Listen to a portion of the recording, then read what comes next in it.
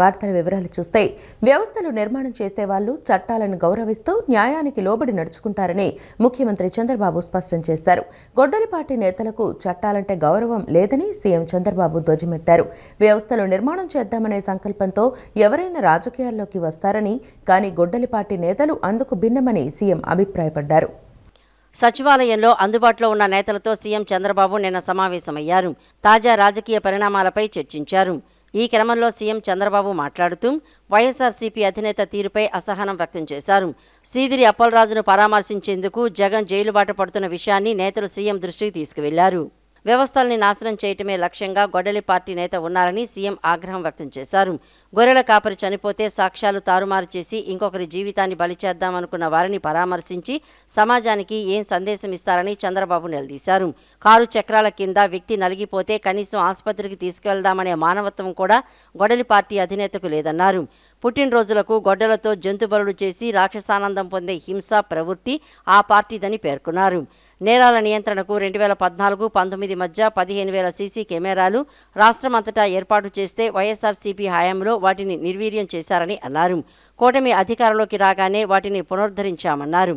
నేరస్తుల్ని సాక్ష్యాలతో సహా పట్టుకోగలుగుతున్నామన్నారు. రోడ్డు ప్రమాదంలో పాస్టర్ ప్రవీణ్ చనిపోతే హత్యగా చిత్రీకరించి రాజకీయ బురద చల్లారని పేర్కొన్నారు. సీసీటీవీ ఆధారాలు అన్నీ బయటపెట్టేసరికి తోకముడిచారని వ్యాఖ్యానించారు. నేర ప్రవృత్తి కలిగిన వారు తాము నేరం చేసి ఎదుటివారిపై రుద్దాలను చూస్తారన్న చంద్రబాబు అలాంటి వారంతా గొడ్డలి పార్టీలోనే ఉన్నారని ఆరోపించారు. గంజాయి బ్యాచ్లను వెంటేసుకుని నేరస్తుల్ని పరామర్శించడమే పనిగా గొడ్డలి పార్టీ ఉందని దుయ్యబట్టారు. దేశంలో పబ్లిక్ పరీక్షల సవరణ బిల్లు 2026ను బుధవారం లోక్సభ ఆమోదించిన సందర్భంగా దేశంలోని ప్రతి విద్యార్థికి హృదయపూర్వక అభినందనలు అని డిప్యూటీ సీఎం పవన్ కళ్యాణ్ అన్నారు. లక్షల మంది విద్యార్థుల కలలను, ఆశయాలను కాపాడటానికి మన పరీక్షా వ్యవస్థ సమగ్రతపై ప్రజల్లో విశ్వాసాన్ని తిరిగి నెలకొల్పేందుకు ఎన్డీఏ ప్రభుత్వం తీసుకున్న గొప్ప నిర్ణయమే ఈ బిల్లు అని ఎక్స్లో పేర్కొన్నారు.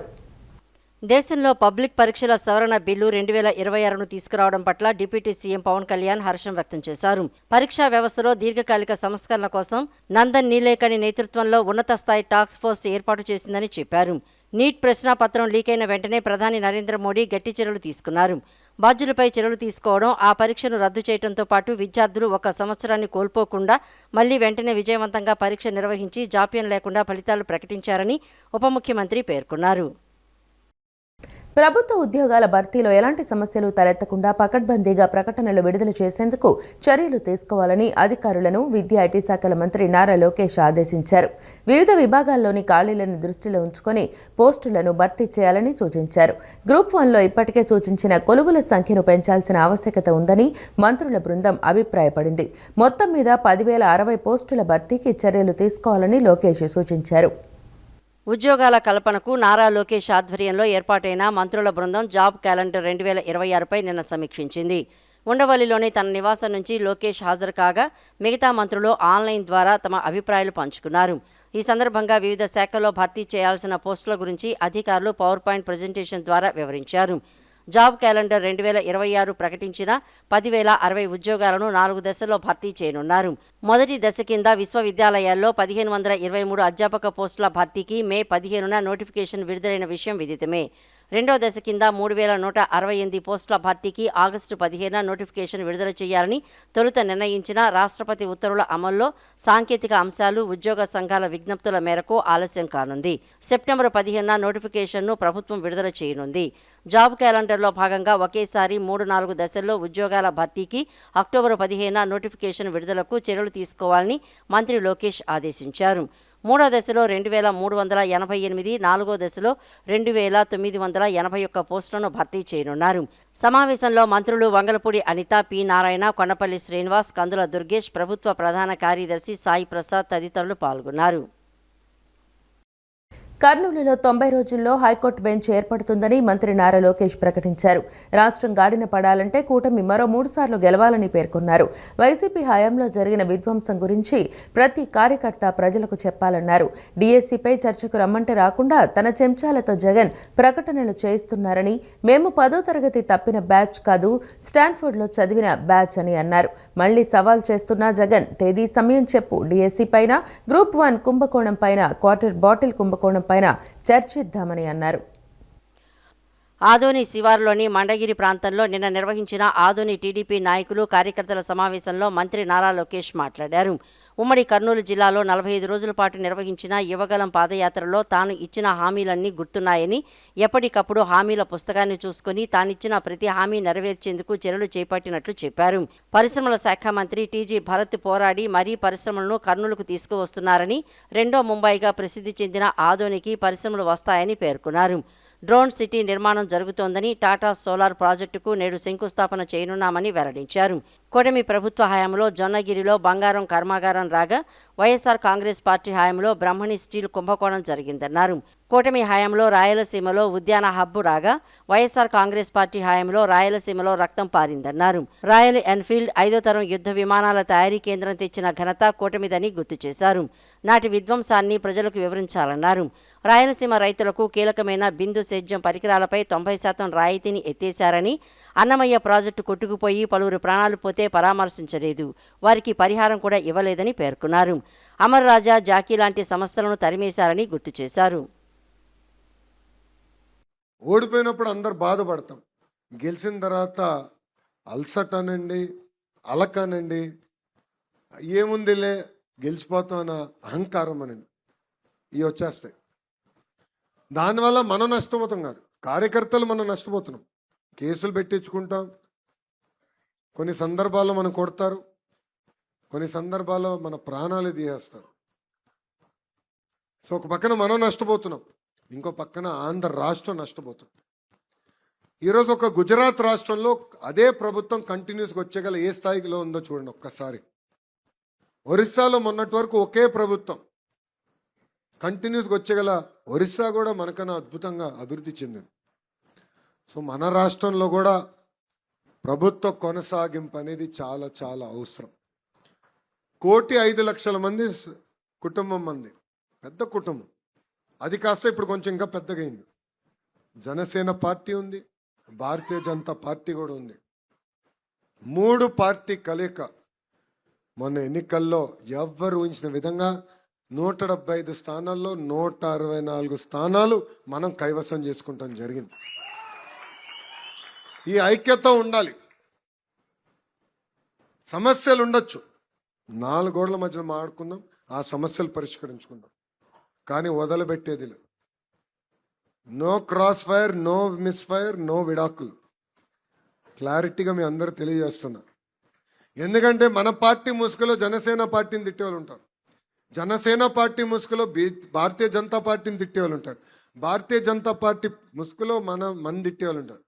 సోషల్ మీడియాలో ఎన్ని చూసి మనం కంగారు పెట్టి మనం తిట్టుకుంటూ మనం కొట్టుకుంటే నష్టపోయేది ఆంధ్ర రాష్ట్రం, ఆంధ్ర రాష్ట్ర ప్రజలు. ఇది దయచేసి అందరం గుర్తుపెట్టుకోవాల్సిన అవసరం ఉంది. సో ప్రభుత్వ కొనసాగింపు అనేది చాలా చాలా అవసరం. అందరం కలిసికట్టుగా పనిచేయాలి. మీకు ఎలాంటి సందేహాలు అవసరం లేదు. 1 కాదు, 2 కాదు, కనీసం 3 టర్మ్లు కలిసికట్టుగా పనిచేస్తేనే దారి తప్పిన రాష్ట్రాన్ని సరైన దారిలో పెట్టుకోవాలి. భారతదేశానికి తూర్పు తీరంలోని పురాతన పట్టణాల్లో ఒకటైన మచిలీపట్నం సాంస్కృతిక చారిత్రక వారసత్వాన్ని పునరుద్ధరించేందుకు కేంద్ర ప్రభుత్వం నుండి తగిన సహాయ సహకారాలు అందించాలని కేంద్ర పర్యాటక సాంస్కృతిక శాఖ మంత్రి గజేంద్ర సింగ్ షెకావత్ను మంత్రి కొల్లు రవీంద్ర విన్నవించారు. స్వదేశీ దర్శన్ 2.0 పథకం కింద సుమారు 120 కోట్లు కేటాయించినట్లయితే 643 కోట్లకు పైగా ప్రైవేట్ పెట్టుబడిని సాధించుకుంటామన్నారు. కేంద్ర ప్రభుత్వ ప్రోత్సాహం ద్వారా స్థానికంగా యువతకు ఉద్యోగ ఉపాధి అవకాశాలు కల్పించడం ద్వారా జీవనోపాధి కల్పించినట్లు అవుతుందని చెప్పారు. మచిలీపట్నాన్ని జాతీయ స్థాయిలో ప్రధాన తీర ప్రాంత పర్యాటక గమ్యస్థానంగా మార్చడం జరుగుతుందన్నారు. ఢిల్లీలో కేంద్ర పర్యాటక సాంస్కృతిక శాఖ మంత్రి గజేంద్ర సింగ్ షెకావత్ను మంత్రి కొల్లు రవీంద్ర నిన్న కలిసి వినతిపత్రం అందించారు.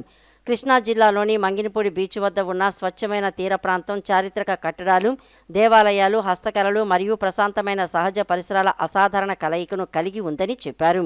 రద్దీగా ఉండే తీర ప్రాంతాలకు భిన్నంగా ఇది వారసత్వం, వినోదం, జీవావరణం మరియు ఆధునిక పర్యాటక మౌలిక సదుపాయాలను సజావుగా అనుసంధానించే స్థిరమైన ప్రపంచ స్థాయి బీచ్ పర్యాటక గమ్యస్థానాన్ని అభివృద్ధి చేయడానికి అనువైన వాతావరణం నెలకొందన్నారు. మచిలీపట్నం గ్రీన్ఫీల్డ్ ఫోర్ట్ మరియు అల్ట్రా మోడర్న్ ఫిషింగ్ హార్బర్ అభివృద్ధితో ఈ ప్రాంత పర్యాటక సామర్థ్యం విపరీతమైన వృద్ధిని సాధించబోతోందని తెలిపారు. కేంద్ర ప్రభుత్వం తోడ్పాటు అందిస్తే అపారమైన ఉపాధి అవకాశాలు సృష్టిస్తుందని తెలియజేశారు.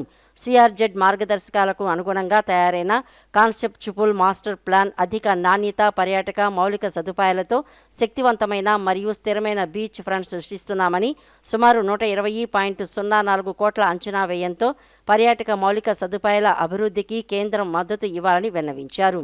అసాధారణమైన పర్యాటక సామర్థ్యం, వ్యూహాత్మక స్థానం, ప్రభుత్వ భూమి లభ్యత మరియు ప్రాజెక్టు సంసిద్ధతను పరిగణలోకి తీసుకుని పర్యాటక మంత్రిత్వ శాఖ యొక్క స్వదేశ్ దర్శన్ 2.0 పథకం కింద మచిలీపట్నం బీచ్ డెస్టినేషన్ ప్రాజెక్టుకు అవసరమైన నిధులు కేటాయించాలని మంత్రి కొల్లు రవీంద్ర విన్నవించారు.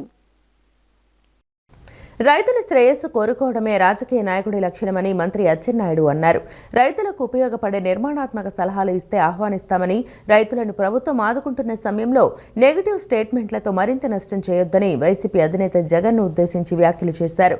నీ స్టేట్మెంట్ వల్ల రైతులు మరింత ఒత్తిడిలోకి వెళ్లే అవకాశం ఉందని, కనీసం అదైనా ఆలోచించు జగన్మోహన్ రెడ్డి అంటూ హితవు పలికారు. పొగాకు రైతులను గతంలోనూ ఇప్పుడు సక్రమంగా ఆదుకుంటున్న ప్రభుత్వం తమదే అని స్పష్టం చేశారు. మంత్రి అచ్చెన్నాయుడు మీడియాతో మాట్లాడారు. 2014-15లో ఎఫ్సివి పొగాకు ధరలు పడిపోయినప్పుడు కేజీకి 20 రూపాయలు ఇచ్చి రైతులను ఆదుకున్నామని మంత్రి గుర్తు చేశారు. గత ప్రభుత్వ హయాంలో 11 మిలియన్ కేజీల పొగాకు మాత్రమే కొనుగోలు చేసి చేతులు దులుపుకున్నారని మండిపడ్డారు. గత ఏడాది 25 మిలియన్ కేజీల హెచ్డి బర్లీ పొగాకును 270 కోట్లతో కొనుగోలు చేసి రైతులను ఆదుకున్నామని గుర్తు చేశారు. కేంద్రంతో సంప్రదింపులు జరిపి పొగాకు కంపెనీలపై ఒత్తిడి తెచ్చి రైతుల నుంచి కొనుగోలు జరిగేలా చర్యలు తీసుకున్నట్లు చెప్పారు. రైతులకు కేజీకి 20 రూపాయలు సాయం అందించేందుకు నిర్ణయం తీసుకున్నామన్నారు. కేంద్ర రాష్ట్ర ప్రభుత్వాలు కలిసి 94 మిలియన్ కేజీల పొగాకు కొనుగోలుకు చర్యలు చేపట్టామని అచ్చెన్నాయుడు తెలిపారు. పొగాకు రైతులకు అండగా నిలిచేందుకు 188 కోట్లు ఖర్చు చేసేందుకు సిద్ధం చేశామన్నారు. ముఖ్యమంత్రి చంద్రబాబు ప్రతిరోజు పొగాకు రైతుల సమస్యలపై సమీక్షిస్తూ తగిన ఆదేశాలు ఇస్తున్నారని వెల్లడించారు. పొగాకు రైతులను ఆదుకునేందుకు ప్రభుత్వం చేస్తున్న చర్యలు జగన్మోహన్ రెడ్డికి కనిపించడం లేదా అని ప్రశ్నించారు. జగన్మోహన్ రెడ్డి, రైతులకు మంచి చేసే పని చెయ్యి, రైతులను మరింత ముంచేలా చేసే నీ స్టేట్మెంట్లు మానుకోవాలి అంటూ మంత్రి అచ్చెన్నాయుడు హితవు పలికారు. రాష్ట్రంలోని మైనారిటీ యువతకు నాణ్యమైన విద్య, నైపుణ్య అభివృద్ధి, ఉద్యోగ అవకాశాలను విస్తృతంగా అందుబాటులోకి తీసుకువచ్చి వారిని స్వయం సమృద్ధి వైపు నడిపించడమే రాష్ట్ర ప్రభుత్వ ప్రధాన లక్ష్యమని రాష్ట్ర మైనారిటీ సంక్షేమ శాఖ మంత్రి ఎన్ఎండి ఫరూక్ తెలిపారు. విద్య ద్వారానే సమాజంలో శాశ్వత మార్పు సాధ్యమనే సంకల్పంతో ప్రభుత్వం మైనారిటీల విద్య అభివృద్ధికి అత్యంత ప్రాధాన్యత ఇస్తోందని ఆయన పేర్కొన్నారు. మైనారిటీ యువతను ఉద్యోగార్థులుగానే కాకుండా పారిశ్రామికవేత్తలుగా, నవతరం నాయకులుగా తీర్చిదిద్దడమే ప్రభుత్వ లక్ష్యమని స్పష్టం చేశారు.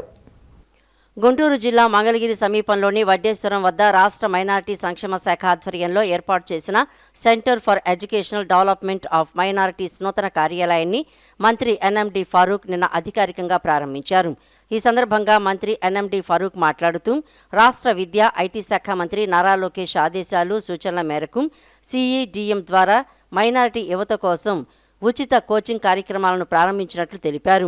రాష్ట్రంలోని మారుమూల ప్రాంతాల్లో నివసిస్తున్న ప్రత్యక్ష తరగతులకు హాజరు కాలేని విద్యార్థులను దృష్టిలో ఉంచుకుని నాణ్యమైన అధ్యాపకులతో ఉచిత ఆన్లైన్ కోచింగ్తో పాటు ఆఫ్లైన్ తరగతులను కూడా నిర్వహిస్తున్నామని చెప్పారు. విద్యార్థులు ఎక్కడ ఉన్నా నాణ్యమైన శిక్షణ అందించడమే ప్రభుత్వ లక్ష్యమన్నారు. గత ప్రభుత్వం 5 ఏళ్ల కాలంలో మైనారిటీ యువత విద్య, ఉద్యోగ శిక్షణను పూర్తి నిర్లక్ష్యం చేసిందని, కూటమి ప్రభుత్వం అధికారంలోకి వచ్చిన తర్వాత మైనారిటీల విద్యా సాధికారతకు అత్యున్నత ప్రాధాన్యత ఇస్తోందని మంత్రి స్పష్టం చేశారు.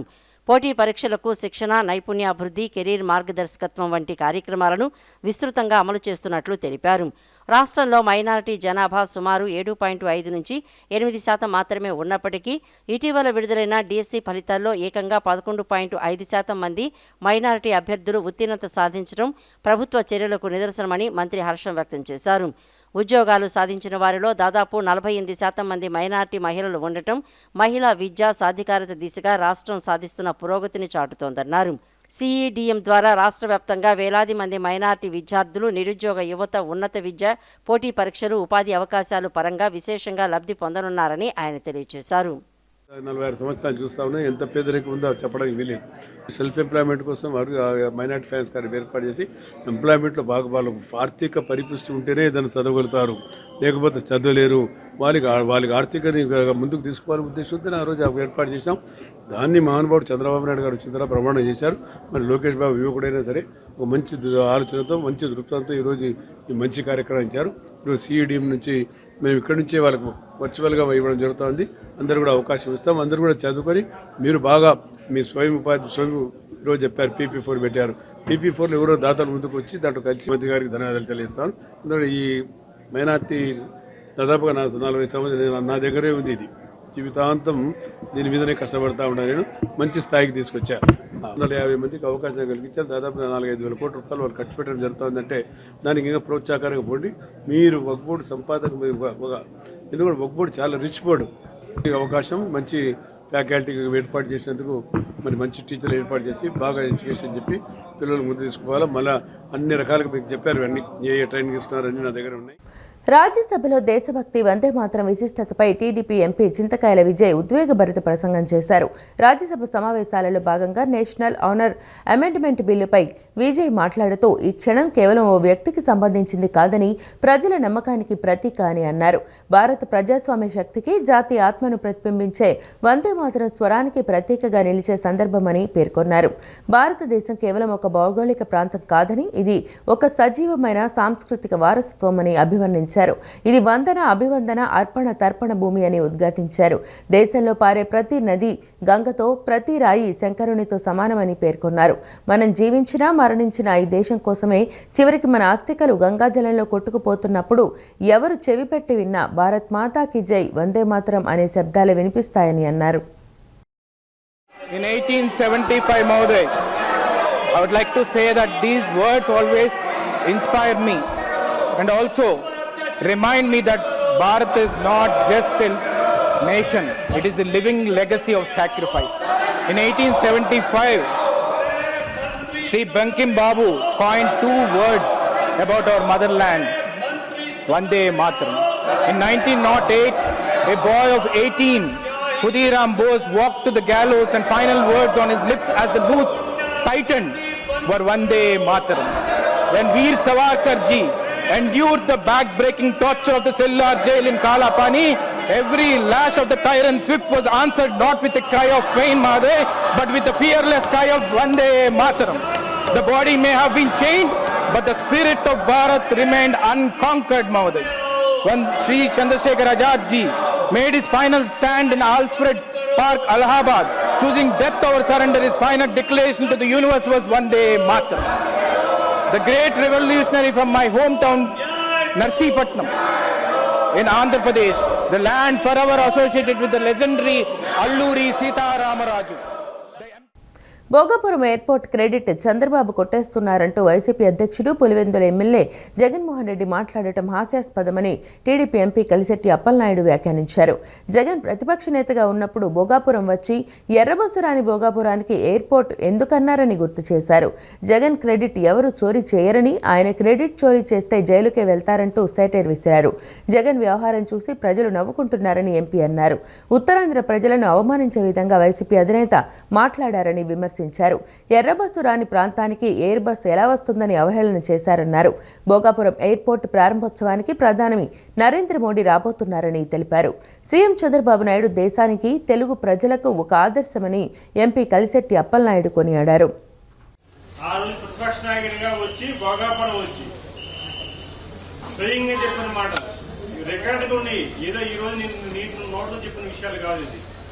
జగన్మోహన్ చెప్పాడు, ఎర్ర బస్సు రాని భోగాపురానికి ఎర్ర బస్సు ఎయిర్ బస్సు తెస్తాడా చంద్రబాబు నాయుడు?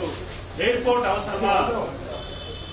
వైజాగ్ విశాఖపట్నం ఎయిర్పోర్ట్ కి ఏగలు ముగుతుంటే భోగాపురానికి కొత్త ఎయిర్పోర్టా? చంద్రబాబు నాయుడిని ఎవరు మోసం చేస్తారు? ఏంటి లాజిక్ విషయాలు? ప్రజలు మోసగించడమే ఇది.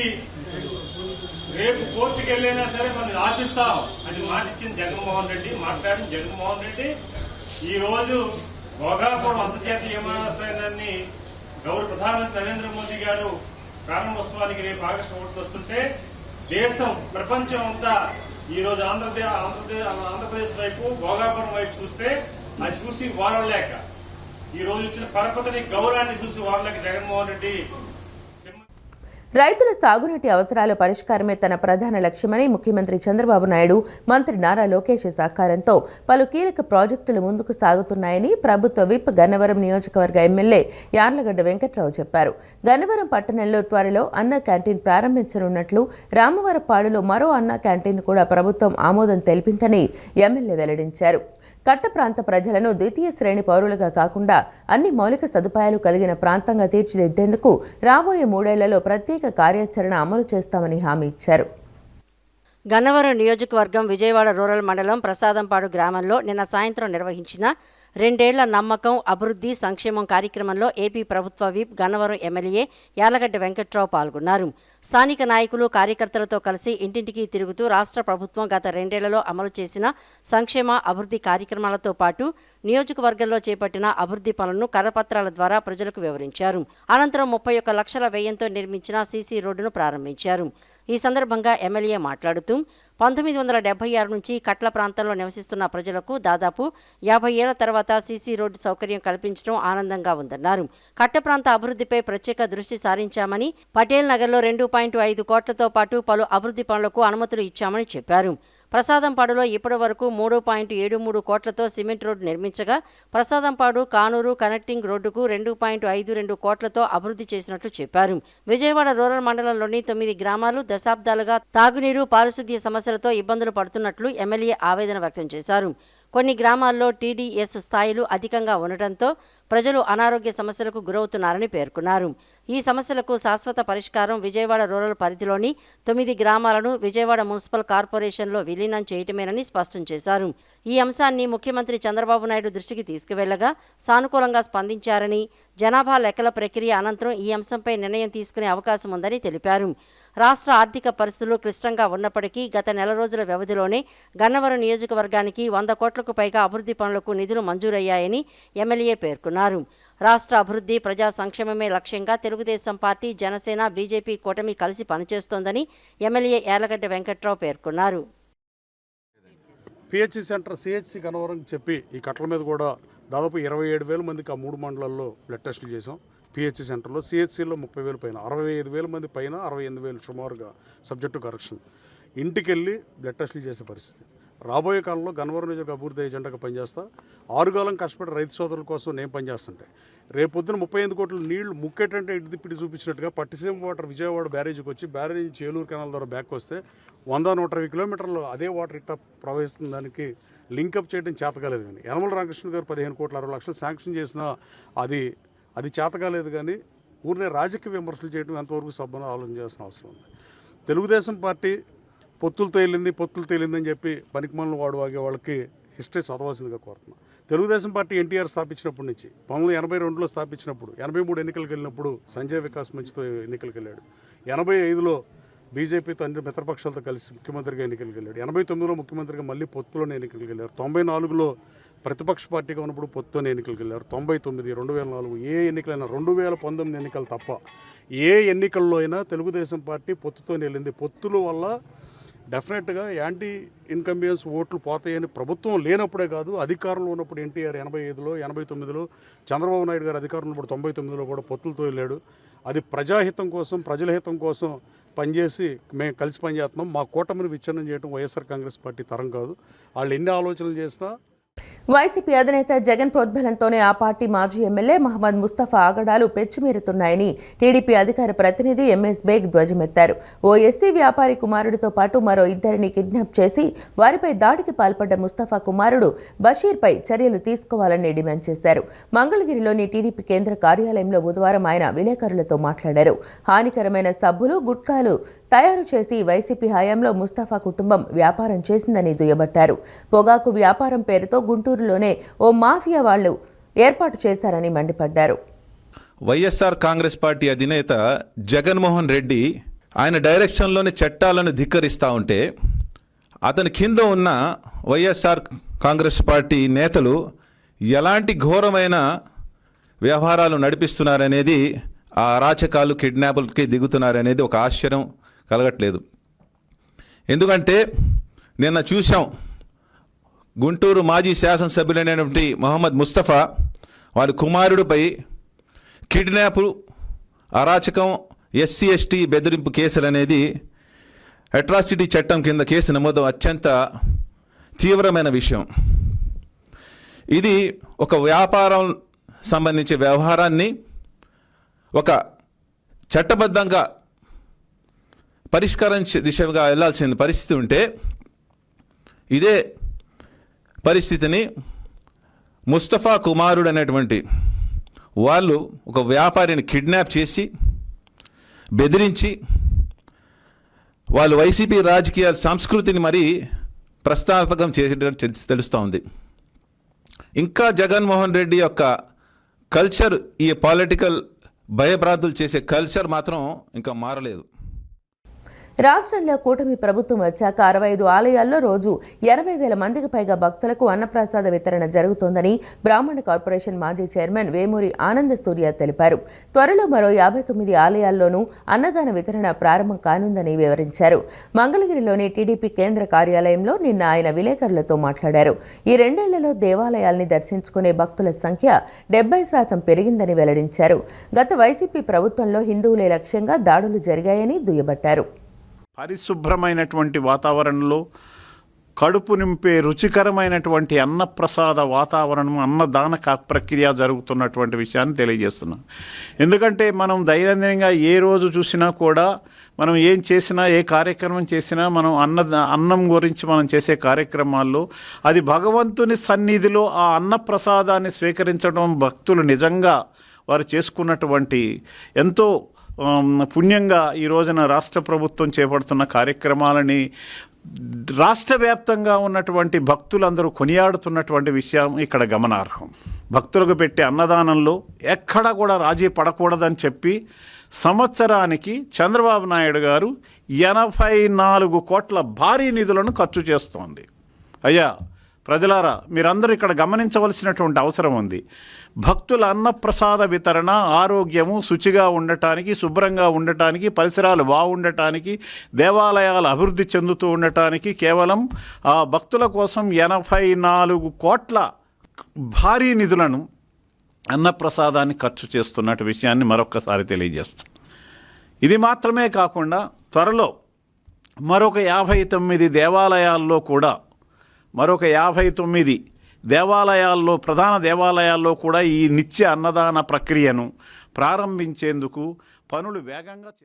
డ్రగ్స్ రహిత సమాజాన్ని నిర్మించేందుకు ఆంధ్రప్రదేశ్ ప్రభుత్వం పలు రకాల చర్యలు చేపడుతోందని eagle team SP KM Maheswararaju తెలిపారు. మత్తు పదార్థాలపై ప్రజలు అప్రమత్తంగా వ్యవహరించాలన్నారు. మత్తు పదార్థాలను నిరోధించడానికి ఈగిల్ కఠిన చర్యలు తీసుకుంటుందని చెప్పారు. ఇతర రాష్ట్రాల నుంచి జరుగుతున్న గంజాయి, మాదక ద్రవ్యాలను నిరోధించడానికి తీసుకుంటున్న చర్యలను వివరించారు. పల్లెబాటలో ఈగల్ కార్యక్రమంలో భాగంగా eagle team SP KM Maheshwara Raju నిన్న యనమలకుదురులో జరిగిన అవగాహన సమావేశంలో పాల్గొన్నారు. ఈ సందర్భంగా ఆయన మాట్లాడుతూ మత్తు పదార్థాలను నిరోధించడానికి ఈగల్ కఠిన చర్యలు తీసుకుంటుందని చెప్పారు. ఇతర రాష్ట్రాల నుంచి జరుగుతున్న గంజాయి, మాదక ద్రవ్యాలను నిరోధించడానికి తీసుకుంటున్న చర్యలను వివరించారు. రవాణా చేసే వారిపై పీడీ యాక్ట్ ప్రయోగిస్తున్నట్లు తెలిపారు.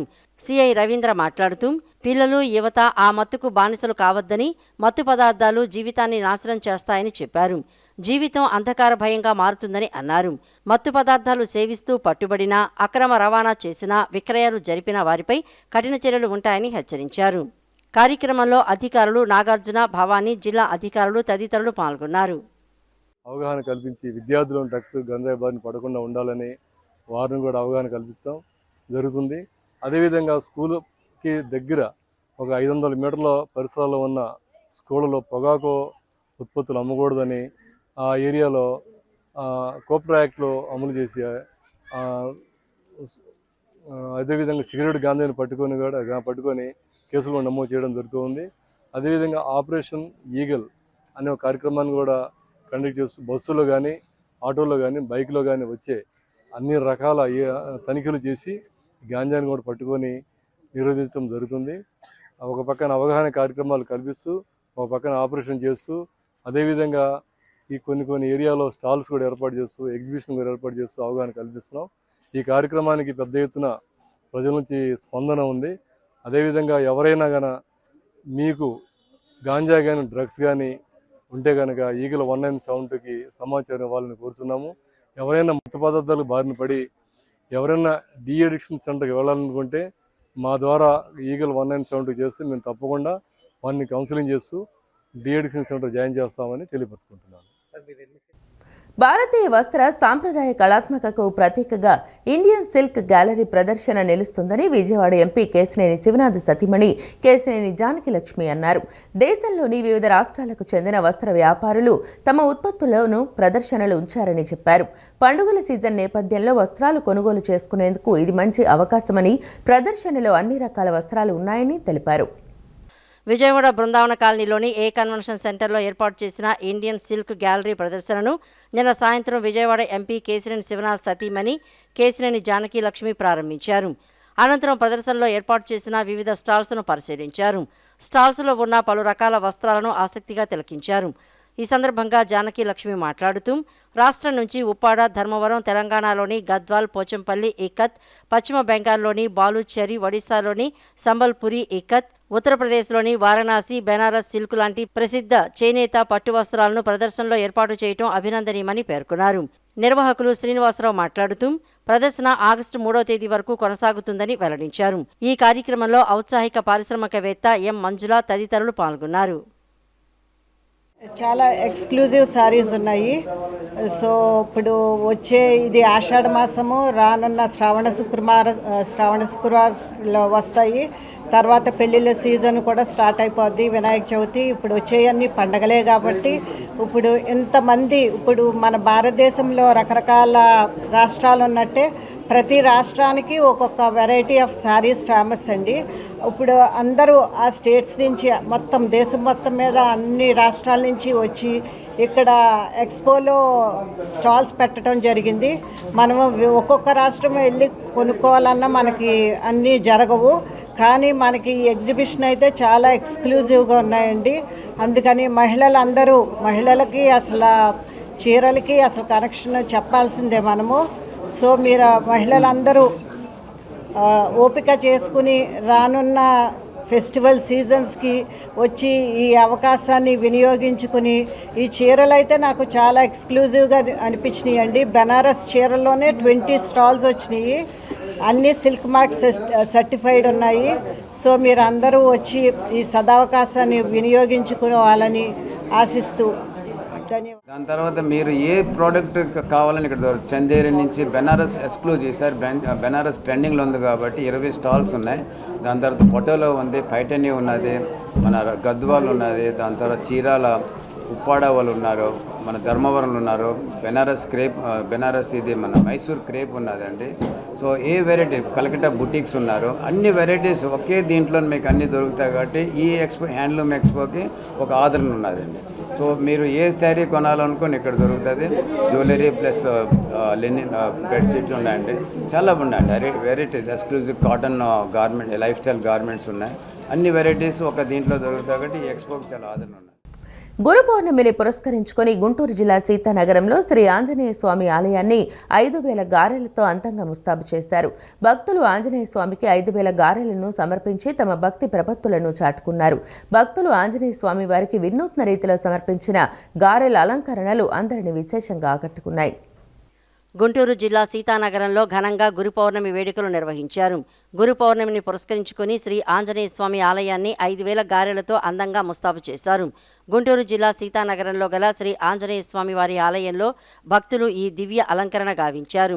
గారెల మాలలతో కనువిందు చేస్తున్న మారుతిని వీక్షించేందుకు భక్తులు విశేష సంఖ్యలో తరలివచ్చారు. రామభక్తుడైన ఆంజనేయునికి గారెలు అంటే మహాప్రీతి. తనకు గారెలను సమర్పించిన భక్తులకు శని బాధలు ఉండబోవని స్వామి అభయమిచ్చినట్లు ఒక కథ ప్రచారంలో ఉంది. అందుకే పవనసుతునికి గారెల మాలను సమర్పించడం ఆనవాయితీగా వస్తోంది. గురు పౌర్ణమిని పురస్కరించుకుని గుంటూరు జిల్లా సీతానగరంలో గల చెట్టు కింద ఆంజనేయ స్వామికి 5,000 గారెలను సమర్పించి తమ భక్తి ప్రపత్తులను చాటుకున్నారు. గురు పౌర్ణమి పర్వదినాన్ని పురస్కరించుకొని భక్తులు ఆంజనేయ స్వామి వారికి వినూత్న రీతిలో సమర్పించిన గారెల అలంకరణలు అందరినీ విశేషంగా ఆకట్టుకున్నాయి. గురు పౌర్ణమి పవిత్రతను చాటేలా స్వామివారికి అత్యంత ప్రీతిపాత్రమైన గారెలతో ప్రత్యేక సేవ నిర్వహించామని ఆలయ అర్చకులు వివరించారు. స్వామివారికి గారెల మాలలను సమర్పించడంతో పాటు ఆలయాన్ని సైతం అందంగా కళాత్మకంగా గారెలతో అలంకరించడంతో పరిసర ప్రాంతాల నుంచి స్వామివారి దర్శనానికి భక్తులు తరలివచ్చారు. గారెల మాలలతో శోభిల్లుతున్న ఆంజనేయ స్వామివారి దివ్య రూపాన్ని వీక్షిస్తున్న భక్తజనం పరవశిస్తున్నారు. వేలాది గారెల మాలలతో స్వామివారిని దర్శించుకోవడం ఎంతో ఆనందంగా ఉందని భక్తులు చెబుతున్నారు. ఆంజనేయం మహావీరం బ్రహ్మ విష్ణు శివాత్మకం తదనార్క ప్రభోశాంతం రామదూతం నమామ్యహం. శ్రీ ప్రభాత ఆంజనేయ స్వామి చెట్టు కింద ఆంజనేయ స్వామి. ఇక్కడ స్వామికి స్వయంభూ సూర్య భగవాన్ దగ్గర విద్య నేర్చుకుంటున్నారు స్వామి. ఇక్కడ వెలిసిన స్వామి చాలా విశిష్టత, చాలా సత్యం ఉన్న స్వామి. ఆంజనేయ స్వామికి విశిష్టత ఇవాళ గురు పౌర్ణమి కారణంగా స్వామికి 5,000 గారెలు వేయటమైనది. కావున భక్తులందరూ స్వామివారికి కృపకి పాత్రగలరు. స్వామివారి 100 సంవత్సరాలుగా ఇక్కడ ప్రతిష్ఠించబడి సత్యాలు చూపించుతూ బాగా ప్రజలందరికీ భక్తులందరికీ ఆయన మేలు చేస్తున్నారండి. ఈ గురు పౌర్ణమి సందర్భంగా 5,000 గారెల దండలు వేయబడింది. స్వామివారి దగ్గరికి ఎవరు వచ్చినా సరే ఆయన కృపకు ప్రాప్తులు అవుతారు. చాలా సత్యంగల స్వామి అండి. ఈయన సీతారాములో దేవాలయం చిన్నదైనా కూడా ఈ స్వామివారి అనుగ్రహం పెద్దదండి. అందుకని మేము ఎప్పుడు ఇక్కడికి వస్తూ ఉంటాం. నాకు కూడా చాలా మేలు చేశారండి ఆ స్వామివారు. చాలా మందికి చాలా బాధలు తీరుస్తూ ఉంటారండి. భక్తులందరికీ మేలు జరగాలని కోరు. ఈ వార్తలు ఇంతటితో సమాప్తం. నమస్కారం.